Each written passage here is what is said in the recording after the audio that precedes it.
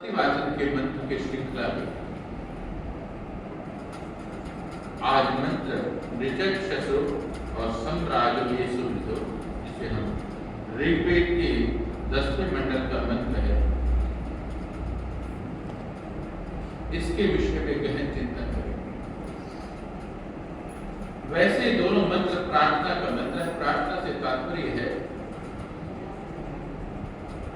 आज मनुष्य स्व कल्याण के लिए, अपने कल्याण के लिए स्वस्ति की कामना करते हुए इन मंत्रों को प्रार्थना के माध्यम से उच्चारण करते हैं। जब ऋषि ने इस मंत्र का मानव मात्र के कल्याण के लिए उच्चारण किया तो उसे कोई गहन उद्देश्य था, गहन भाव था।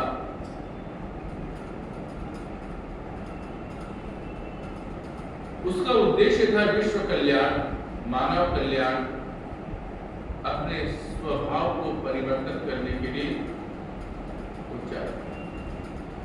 शब्द है स्वभाव। स्वभाव का मतलब एक तो सामान्य हिंदी में अर्थ होता है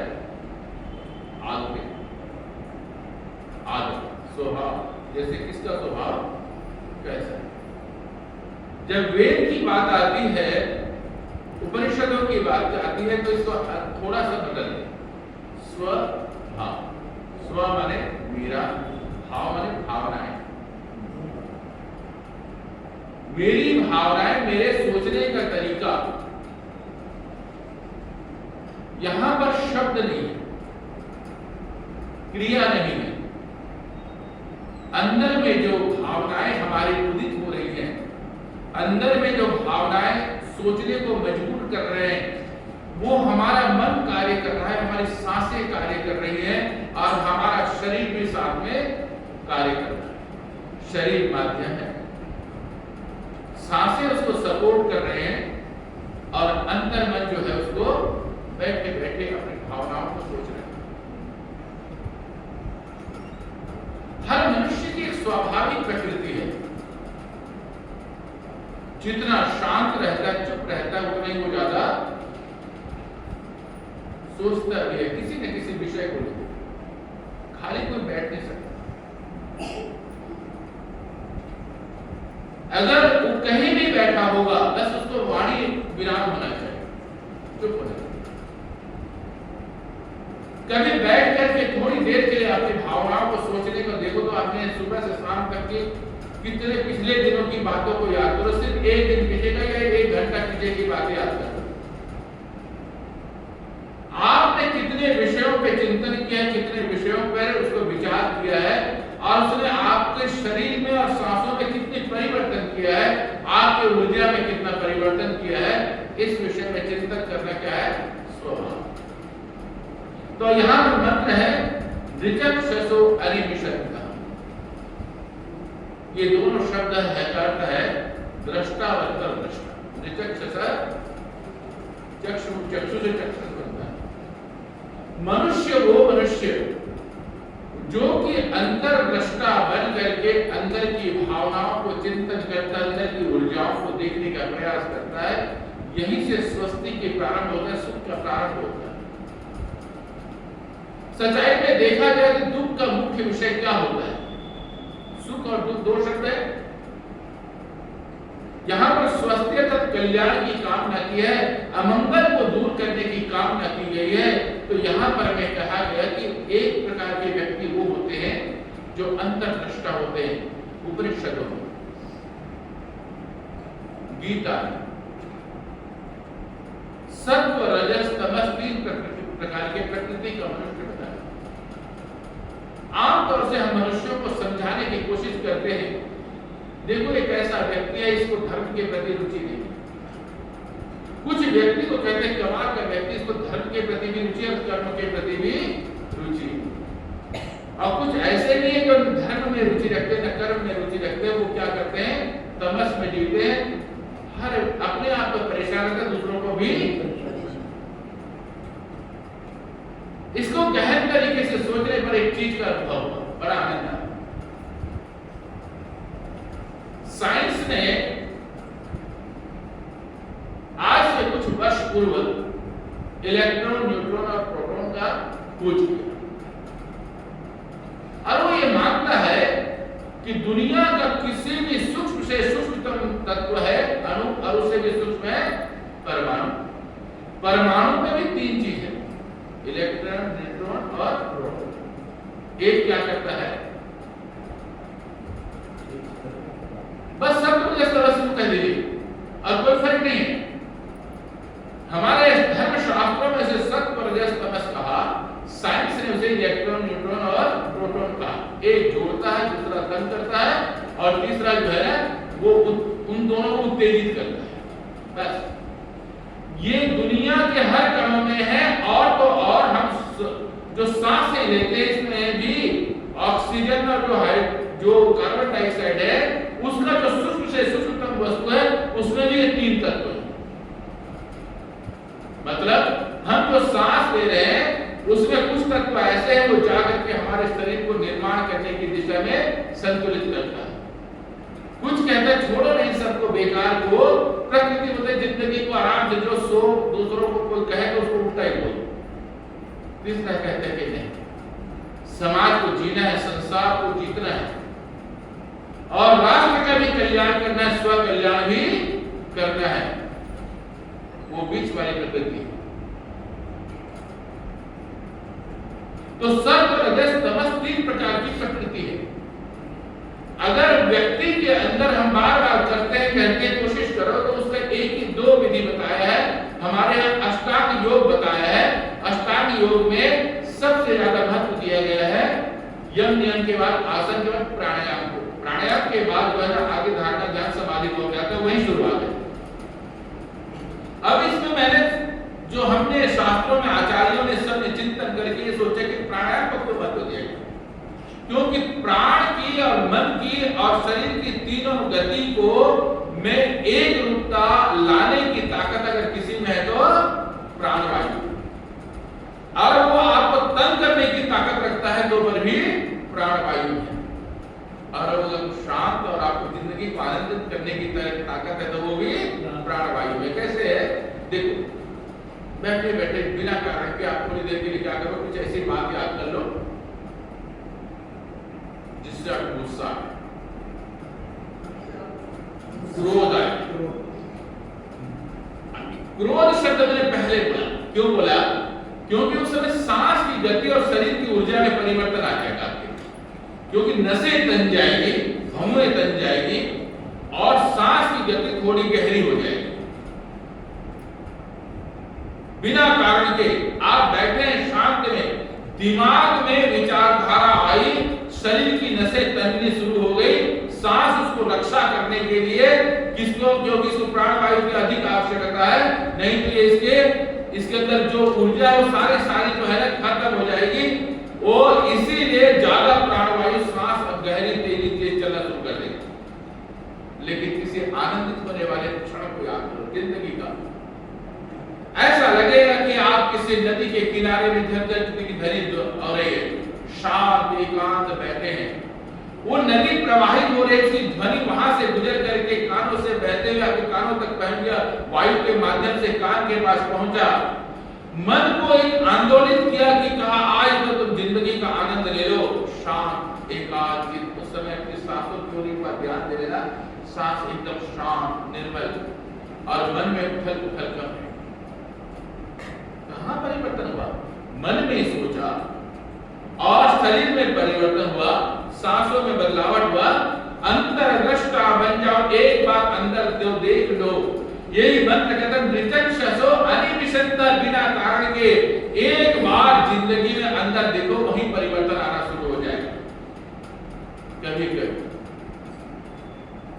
असामाजिक तत्व आपके स्थान पर, जहां भी आप पूजा करते हैं, जहां पर आप जो है घर में कार्य करते हैं, आपके परिवार में असामाजिक हमला हो जाता है। सामाजिक से मतलब क्या है, जो हमारे मन को संतुष्टि नहीं देता, हमारे विचारधाराओं के अनुकूल नहीं है, समाज के अनुकूल नहीं है, राष्ट्र के अनुकूल नहीं है, आप जब उसके बारे में सोचते हैं तो देखो कि आपके अंदर उबाल पैदा होता है, तमस, अंधकार। तो 3 तत्व आपको हमारे को जिंदगी में हमेशा आंदोलित करते हैं, लेकिन प्राण वायु आपको क्या करता है, उसकी संतुलन में ला देता है, सुरक्षा देता है। बस दृष्टा बनो। दृष्टा कैसे बनना, चुपचाप बैठ कर एक बार अपने प्राण वायु को देखो, मैं क्या सोच रहा हूँ, सोच रहे हो, और उसके हिसाब से मेरे प्राण वायु कैसा चल रहा है। उसी समय में आप मंत्र की पहली गति पे चलने शुरू कर देंगे।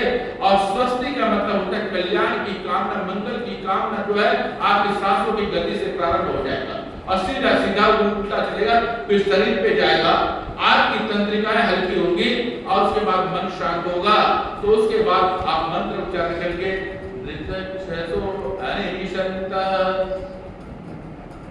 मैंने आज अपने आप को देखा,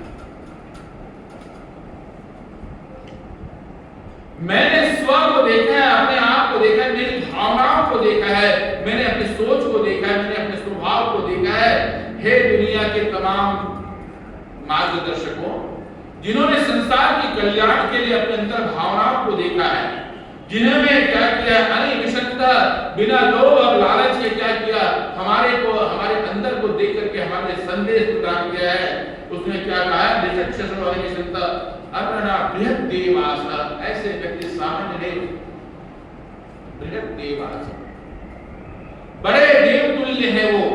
उन्होंने हमारे को राष्ट्र के कल्याण के लिए, स्व कल्याण के लिए प्रार्थना किया। ऋषिवर देवदान के जिंदगी को हम बार बार क्यों स्मरण करते हैं, अनेक संतों के महापुरुषों की जिंदगी को क्यों स्मरण करते हैं। स्वामी दयानंद की जिंदगी में एक बहुत बड़ी घटना को हम हमेशा याद करते हैं। मथुरा का पवित्र छोटी सी सुंदर दुनिया, जहां से ज्ञान का भंडार का प्रवाह होता है, नदी की तरह यमुना के तट के पर प्रवाहित होता रहता है। अनेक शिष्य आते, एक आचार्य के मुख से गंगा निकलती थी, ज्ञान गंगा, गुरुवर गिरिजानंद के मुख से ज्ञान की गंगा प्रवाहित होती है। अनेक शिष्य बैठ करके प्रवाहित उस प्रवाह में नहा लेते, ज्ञान की गंगा पर स्नान कर लेते थे। जिसने जितना चाहा उसको इकट्ठा कर लिया और इकट्ठा करके अपने आप को विद्वत्ता की श्रेणी में ले आए। लेकिन आज का वजीर था, मंत्र कहता है देवास, न जाने किसी की दरवाजे की खटखटाने की आवाज आती है, अंदर से एक प्रज्ञा चक्षु, जिसका अंतर मन तो खुला हुआ था, बाहर के आगे देखने की ताकत है कि उस आवाज में अद्भुत ध्वनि है। अंदर से बोला गया कौन, आज वो अंतर दृष्टा क्या कहता है, मेरे पास कहा, बस एक शब्द बोला, यही तो देख जानने आया, यही तो जानने आया।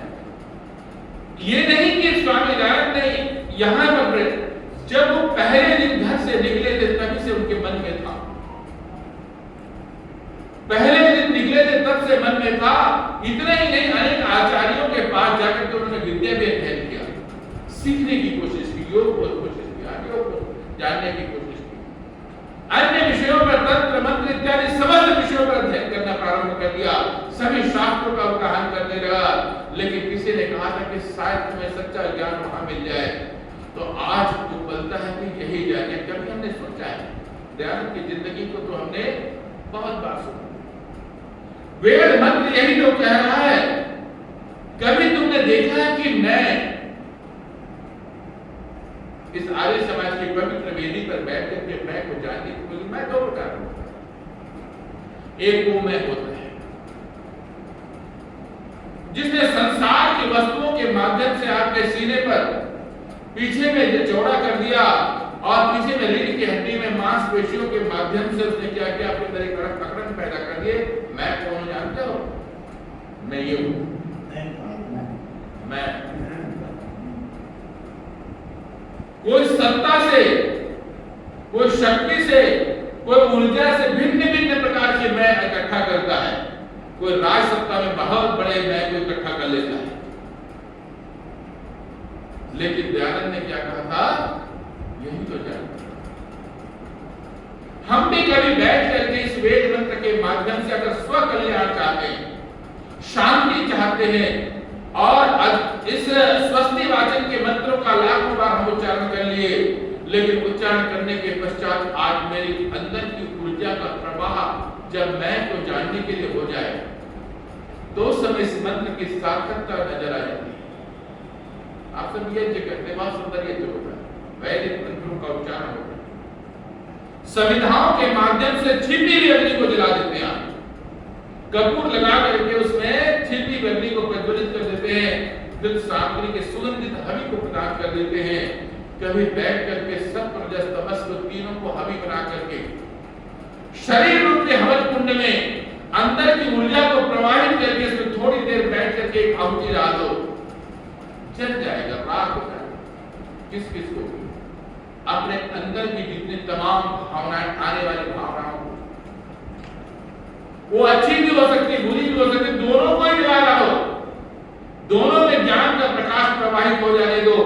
बुझे हुए दिए को अंदर के लौ से जला डालो, और जला देने के पश्चात में क्या हो जाएगा? हमारी इंद्रिय पॉजिटिव आपको सेंस देना शुरू कर देंगे, सकारात्मक सोच देखना शुरू कर देंगे। इसका एक तरीका है, बहुत आसान तरीका है। किसी के बारे में सोचने से पहले, किसी के बारे में बातचीत करने से पहले 3 उसके अच्छे शब्द उसके अपने मुंह से बोल दो। ये बड़ा कठिन काम है। नेगेटिव बात तो जब जल्दी कर लेंगे, कोई भी कर लेता है, मैं भी या कोई भी कर लेता है, लेकिन 3 पॉजिटिव बात करें, फिर शुरुआत करें, तो देखो जिंदगी आपका सोचने का तरीका 1 सप्ताह 15-21 दिन के बाद बदल जाएगा, बोलने का तरीका बदल जाएगा। तब आज समय वेद मंत्र क्या कहेगा? देवासः, तुम्हारी इंद्रियां देवत्व को प्राप्त करें। वही इंद्रिय है, वही शरीर है, वही सब कुछ है, लेकिन देखने का तरीका अगर भिन्न हो जाए, अंतर्दृष्टि हो जाए, तो वही व्यक्ति ध्यान बन जाता है, वही संत बन जाता है, वही महापुरुष बन जाता है, वही व्यक्ति देवत्व को प्राप्त करता है। तुम्हारी इंद्रिय बृहत देवास, महान देवत्व की श्रेणी को चल पड़ते हैं। बृहत देवास, अमृतत्व मानशु, बहुत सुंदर शब्द है अमृत। अमृत को पाने की तमन्ना हर व्यक्ति की है। अमृत को पाने के लिए न जाने कितने लोगों ने तपस्या करके जिंदगी को उसमें लगा दिया। सैकड़ों वर्ष तक उन्होंने एकांत जगह पर बैठ करके महान शक्ति ऊर्जा को, अमृत को प्राप्त करने के लिए अपना जीवन तपा दिया। उस अमृत को खोजने के लिए बड़ी बड़ी हमारे यहाँ घटनाएं भी कहते हैं कि देवता और असुर दोनों अमृत को प्राप्त करने के लिए पूरा समुद्र का मंथन कर डाला,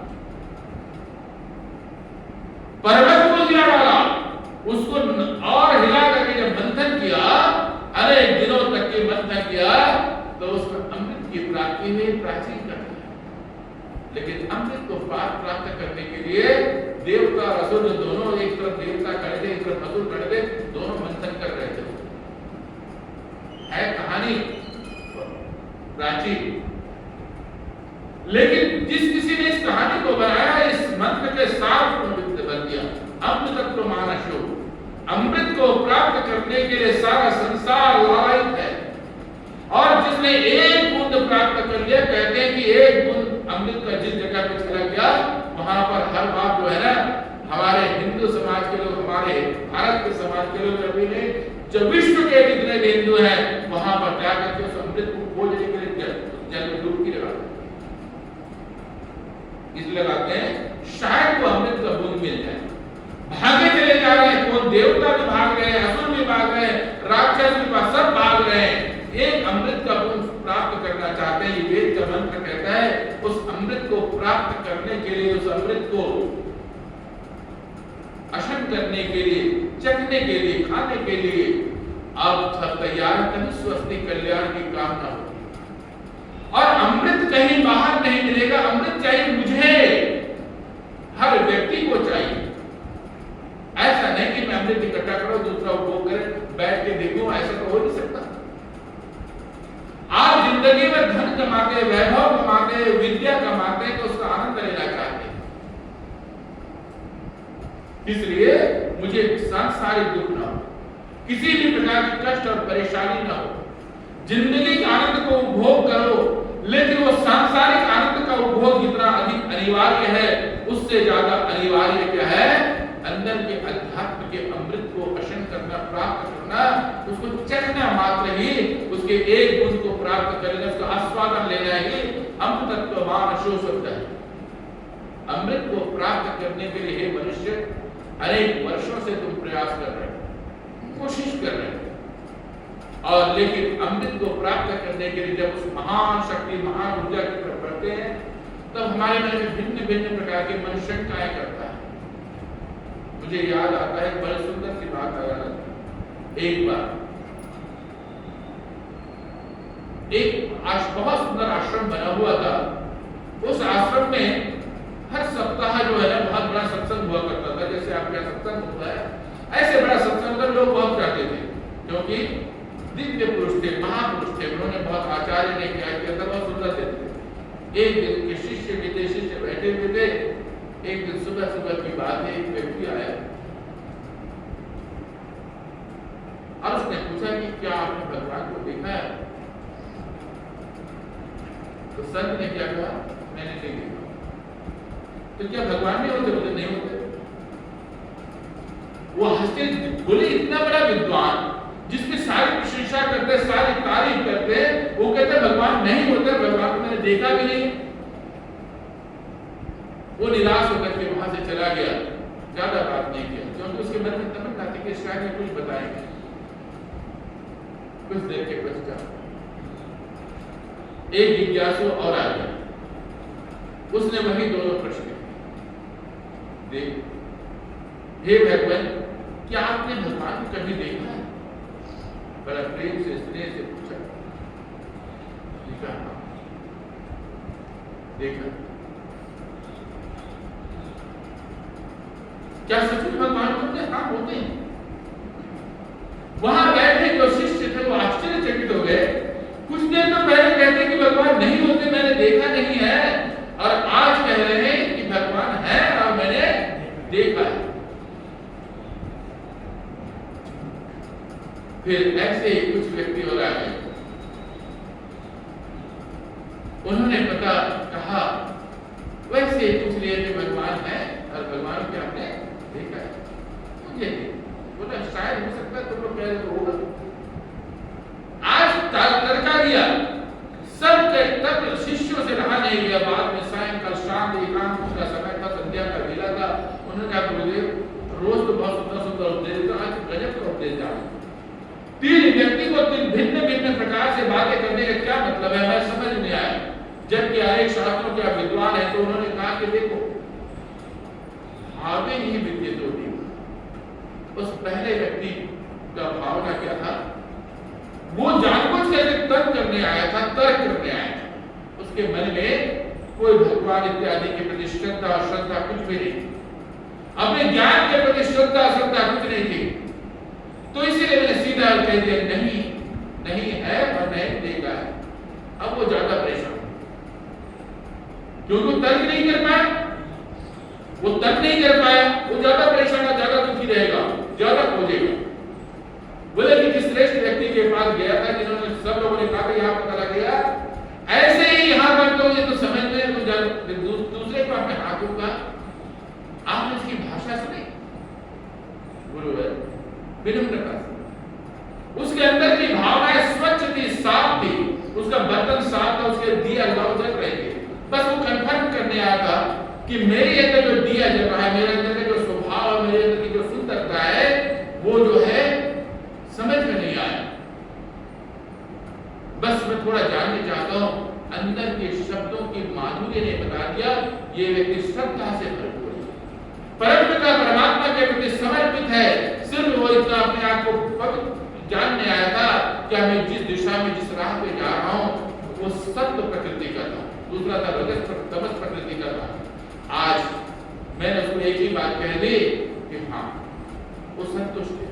उसके चेहरे में एक भाव खिले, सुंदरता खिले, मानो कमल का फूल ही खिल गया हो, उसकी मुस्कुराहट देखने लायक थे। इसीलिए मैंने उसे हाँ कहा, मैंने कहा देखा है। तो बोले कि कहाँ देखा है ब्रदर?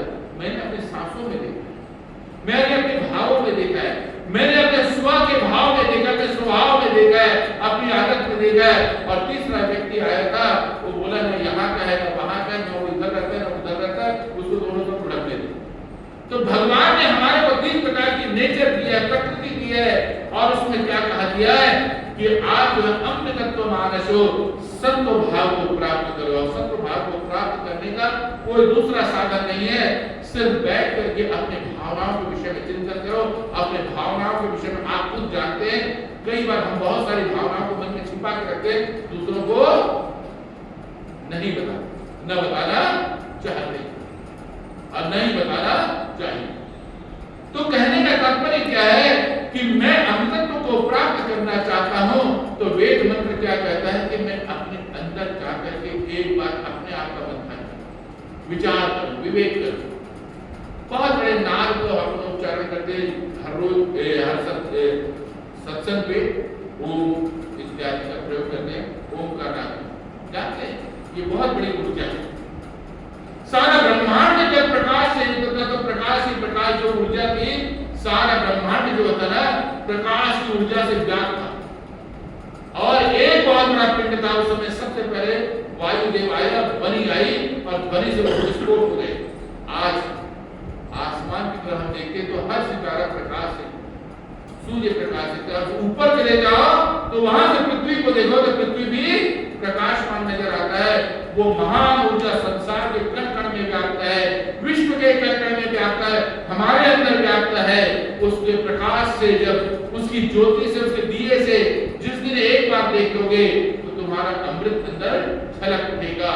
और वो छिपा हुआ कहीं बाहर नहीं, हमारे अंदर छिपा हुआ है, हमारे मस्तिष्क में छिपा हुआ है, वही छिपा। अगला शब्द बहुत सुंदर है, कहता है ज्योति अथा अनिमाय अनागस दिवो वश्मान वसते। वसते मैंने रहता कैसा है? द्युलोक में प्रकाश की तरह, दिवो वश्मान वसते स्वस्ते। जैसे सूर्य जब ऊपर से प्रकाश की वर्षा करता है तो हर चीज स्वच्छ नजर आता है, सब नजर आता है। इसी प्रकार से जब व्यक्ति जो है अपने अंदर के प्रकाश को देखता है, तब उस समय में क्या कहता है? तुम्हारे अंदर बसा हुआ स्वस्ति, कल्याण, आनंद, खुशियां वही नजर आती है। कहीं बाहर ढूंढोगे तो क्षणिक हो सकता है और वो इंद्रिय जन्य हो सकता है, शारीरिक हो सकता है, लेकिन तुम्हारा अपना नहीं हो सकता। दृष्टा और दृश्य दो शब्द है। दृष्टा का मतलब है देखने वाला, दृश्य का मतलब जिसको मैं देख रहा हूं। हम दृष्टा बने संसार के, सांसारिक व्यक्तियों के, संसार के व्यक्तियों का वो चीज हमें प्राप्त हो रहा है स्वाभाविक तौर से। लेकिन जब दृष्टा बन जाओ, इन पलकों को आधा बंद करके अंदर के दृष्टा बन जाओगे, तो जिस मंत्र को, जिसको लेकर के चिंतन किया है, जिस स्वस्ति को प्राप्त करना चाहते हैं, कल्याण को पाना चाहते हैं, अंदर में अंतर दृष्टा वही बसता है, वही तुम्हारा कल्याण है। तो मंत्र का अगला हिस्सा बहुत सुंदर रहता है, सम्राजो ये सुप्रिदो यज्ञमाय वृता दधिरे स्वस्ते सम्राज। सम्राट का मतलब है राजा। अनेक राजाओं का जो राजा होता है वो क्या होता है? सम्राट कहलाता है, चक्रवर्ती सम्राट कहता है। तुम शरीर के राजा हो, तुम्हारी प्राण वायु जब तुम्हारे अंदर में है तो तुम शरीर के राजा। तुम्हारा सारा अपने घर, अपने मकान, अपने जितने भी चीजें उसके राजा हो। लेकिन वो निकल गया तो तुम्हारी राजसी सत्ता समाप्त हो गई। सम्राजो ये सुप्रिदो यज्ञमाय, यज्ञ की तरह तुम अपने जीवन को बदल दो, डालो। यज्ञ का मतलब क्या? मैंने थोड़ी देर पहले बताया था, जिसमें प्रकाश हो, जिसमें ऊर्जा हो। बुझी हुई लकड़ी पर आप यज्ञ नहीं कर सकते, अपनी हवि को उसमें नहीं डाल सकते। जब यज्ञ की अग्नि बहुत तेज हो जाती है घृत इत्यादि से, उसमें फिर सामग्री इत्यादि डालते हैं, उस प्रकाश पर, उस ज्योति पर एक खुशबू आती है, एक आनंद आता है, एक प्रकाश आता है, साथ में वैदिक मंत्रों से उसे अभिषिक्त कर देते हैं। इसी प्रकार से यज्ञ मारे, सारा ब्रह्मांड यज्ञ का प्रतीक है, शरीर ब्रह्म यज्ञ का प्रतीक है। यज्ञ माय पर अपरिवृता दधिरे दिविक्षयम, ये कहां से आता है? द्युलोक से आता है। द्युलोक कहते हैं आसमान से। द्युलोक से आसमान से आता है। उस द्युलोक आसमान से आने वाला तत्व जो है हमारे सामने में एक प्रकाश की भांति नजर आता है। मुझे बहुत छोटा सा प्रसंग आता है। प्राचीन काल में राजा जनक के यहाँ गार्गी बड़े विदुषी थे, अध्यात्म की विदुषी थे, उन्हें शास्त्र ज्ञान बहुत था। तो एक बार वहां पर महर्षि याज्ञवल्क्य पहुंच गए और महर्षि याज्ञवल्क्य को ऊंचा स्थान देने का अधिकार आ गया। तो उन्होंने कहा कि भाई आपकी परीक्षा सबसे पहले लेगी गार्गी। गार्गी ने प्रश्न किया,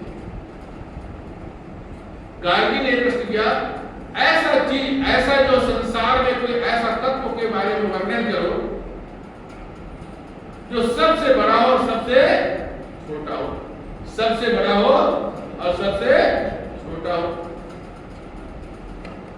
और जिसमें दुनिया समाहित हो जाए, दुनिया उसमें से बड़ी हो जाए, ऐसा अद्भुत चीज के विषय में वर्णन करो। तब तो हम समझेंगे कि हाँ, महर्षि याज्ञवल्क्य जो है अनेक शास्त्रों के ज्ञाता है, अनेक शास्त्रों के विद्वान है। याज्ञवल्क्य ने लंबी और गहरी सांस ली। मन में समस्त ऋषियों को प्रणाम करके उन्होंने एक शब्द किया, कहा आकाश। एक ही शब्द का आकाश। 5 तत्व है, अग्नि, जल, वायु, पृथ्वी और आकाश। सारा ब्रह्मांड इसमें समाया हुआ आकाश में, और ये गायब हुआ तो सारा ब्रह्मांड भी गायब। सबसे सूक्ष्म से सूक्ष्मतम अणु से लेकर के परमाणु तक भी आकाश तत्व में है, और सूर्य, चंद्रमा, नक्षत्र इत्यादि सारे बड़े से बड़े तत्व भी इसी आकाश में विद्यमान है। एक शब्द में उन्होंने इतनी बड़ी बात कही। गार्गी मुस्कुराई, बोले एक शब्द ने सब कुछ समाहित कर, बोले हाँ, अग्नि भी इसी में, जल भी इसी में, पृथ्वी भी इसी में। अग्नि जल वायु पृथ्वी, ये सारे के सारे पंच महाभूत में आकाश के अंदर विद्यमान है। तो इससे बड़ा तत्व तो कुछ नहीं हो सकता। तुम्हारे अंदर में भी तुम्हारी सांसें तभी आती जाती है जब तुम्हारे शरीर के अंदर आकाश तत्व खाली है।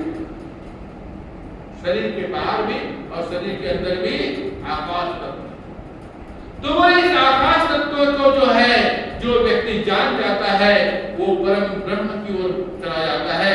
इसीलिए क्या कहा, ज्योति रथा, प्रकाश जो है जिसमें समाहित है, और प्रकाश जिससे उद्गमित, प्रकाश में आकाश और आकाश में प्रकाश है।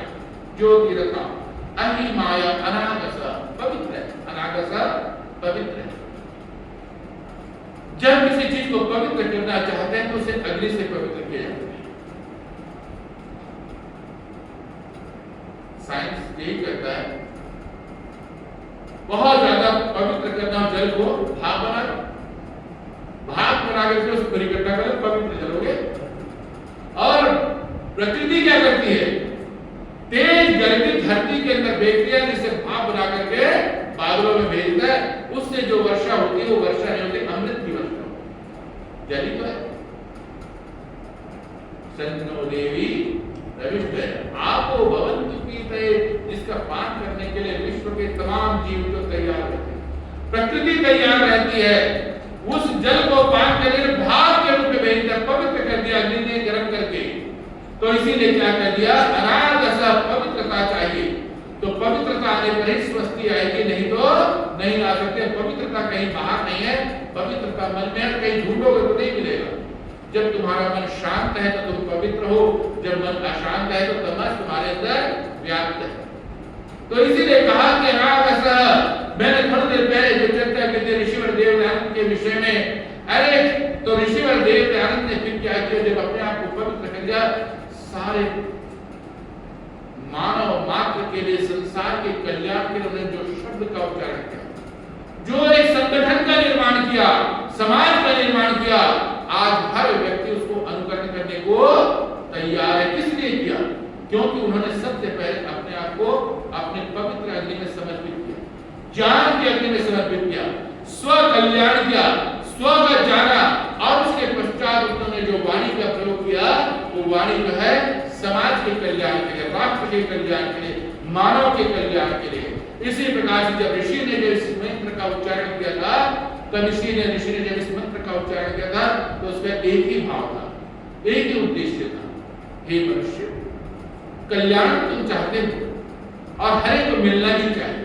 इसीलिए शरीर मिला है, इसीलिए मन मिला है, इसीलिए तुम्हारी विचारधारा मिली है। लेकिन थोड़ा सा अंदर में जाकर के अपने प्रकाश को, अपनी ज्योति को जला, अपने आप को देखना, किसी और को मत देखना। देखना कि मैं कहाँ हूं, मैं सांसें क्यों ले रहा हूं, मेरे सांस में जाकर के किसको पवित्र कर रही है, किस ऊर्जा को चला रहे हैं, वो कौन सी ऊर्जा है मेरे अंदर शरीर में शक्ति ऊर्जा और दे रहा है। उस ऊर्जा को जब हम पहचान लेंगे, जान लेंगे, तो मेरा स्वस्ति, मेरा कल्याण इस मार्ग से प्रशस्त हो जाएगा। फिर कहता है अंत में जो शब्द क्या है, इसमें शब्द है, सुंदर शब्द है, क्या कहा, आदित्यम अदिति स्वस्थ है। आज प्रार्थना कर रहे हैं, मैंने कहा था प्रार्थना का मतलब है किसको कर रहे हैं, दो शक्तियों से, अदिति दिव्य शक्ति और आदित्य पुरुष शक्ति, स्त्री शक्ति अदिति और पुरुष शक्ति आदित्य। दोनों देवी और देवताओं से कामना क्यों कर रहे हैं, क्योंकि दोनों प्रकाश के पुंज हैं। हमारे वेदों में कहा गया है अगर तुम प्रार्थना करते किसी दिव्य देवता को, तो वो दिव्य देवता का प्रकाश आप में आ जाता है। तो इस मंत्र में अदिति और आदित्य दोनों आपके देवताओं से प्रार्थना की गई है।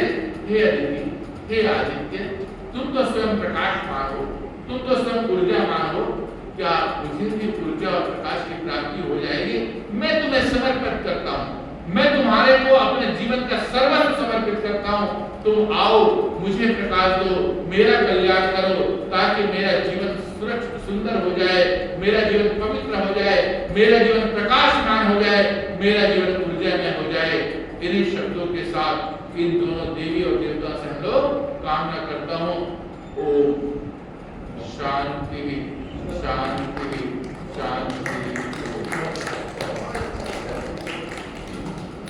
मेरे ख्याल से 2 मिनट का समय हमारे पास